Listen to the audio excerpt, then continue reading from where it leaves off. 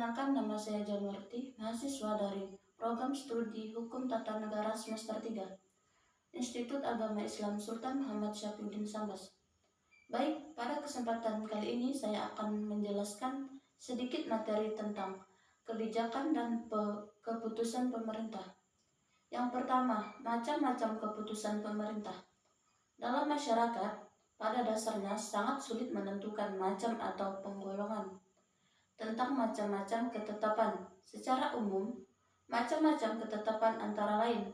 Yang pertama, ada ketetapan positif, yaitu ketetapan yang dapat menimbulkan hak dan kewajiban bagi mereka yang dikenai.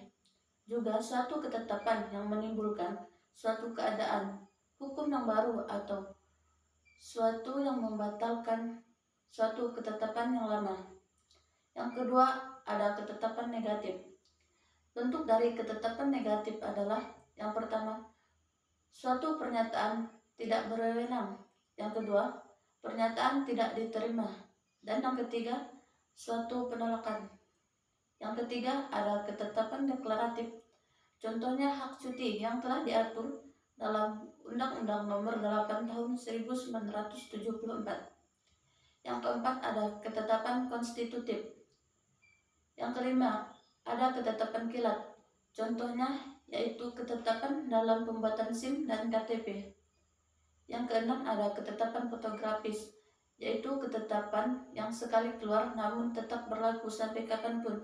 Contohnya seperti ijazah dan piagam. Yang ketujuh, ada ketetapan tetap. Yang kedelapan, ada ketetapan internal. Dan yang kesembilan, ada ketetapan eksternal. Contohnya izin mendirikan bangunan. Yang kedua, syarat-syarat sahnya keputusan pemerintah.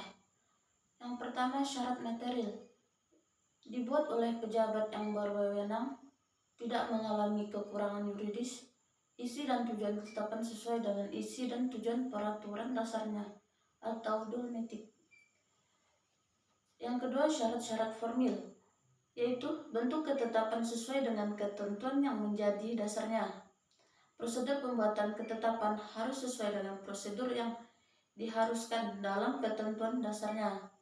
Pemberitahuan kepentingan bersangkutan dan pihak ketiga yang berkepentingan harus sesuai dengan ketetapan yang mendasarinya. Yang ketiga, keberlakuan keputusan pemerintah. Peraturan perundang-undangan mulai berlaku dan mempunyai kekuatan mengikat pada tanggal diundangkannya, kecuali ditentukan lain di dalam peraturan perundang-undangan. Rumusan pasal 87 Undang-Undang Nomor 12 Tahun 2019 di atas menunjukkan bahwa materi muatan peraturan pemerintah berlaku dengan sendirinya pada tanggal diundangkannya atau pada tanggal lain. Contoh, Peraturan Pemerintah Nomor 83 Tahun 2008 tentang persyaratan dan tata cara pemberian bantuan hukum secara cuma-cuma.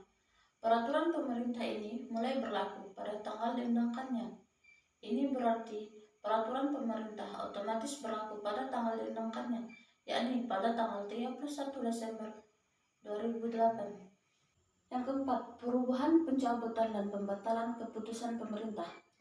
Ketentuan mengenai pencabutan KTUN diatur dalam pasal 64 ayat 1 Undang-Undang Nomor 30 Tahun 2014.